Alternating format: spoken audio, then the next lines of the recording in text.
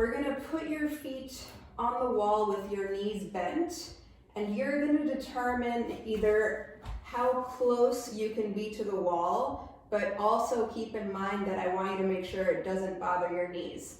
So if you go into this position, and what we're gonna be doing is pulling the heels down to go into a little scoop, just like we do with the foam roller underneath our feet. If this bothers your knees, then I want you to try to find a different angle that does not trigger any knee pain. Okay, so maybe it's here for you. Once you're here, you're gonna have hips, knees, and feet in line with each other. And you're gonna put a foam roller or a ball, something that spins, between the knees. Once you have that set up and you've determined how far you need to be from the wall so it doesn't bother the knees. Once you have your angle and you go into that little hip tilt, you're gonna feel the same hamstrings, and the heels are the ones pulling down on the wall. So toes should be very light, the heel should be the heaviest part of your foot, as if you're trying to peel wallpaper down, and you're gonna feel those hamstrings rolling your hips off the floor. Your lower back will be flat.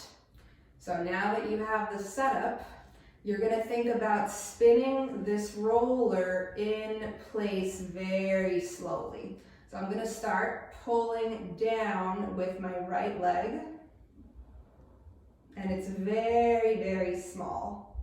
So whenever I come down, this leg is pulling into the hip socket, into the floor, and it's also pushing into the roller.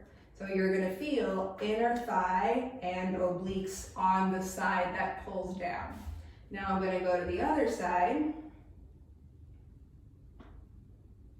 And same idea, I'm spinning the roller in place. This leg pulls down and pushes into the roller. This leg just stays glued on the wall.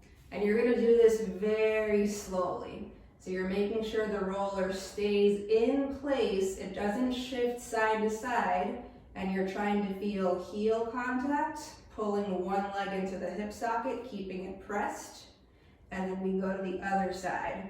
So now this is pulling down, pushing into the roller, and now I feel right abs, right inner thigh. So you're gonna take your time going very slowly from one side to the next. And you're just holding it maybe for one breath or enough that you can sense that engagement of the appropriate muscles when you shift to one side. Be very careful that this roller does not go left to right. You're keeping it in place and you're spinning it only in place to make sure that you stay in line, knees and hip sockets at all times.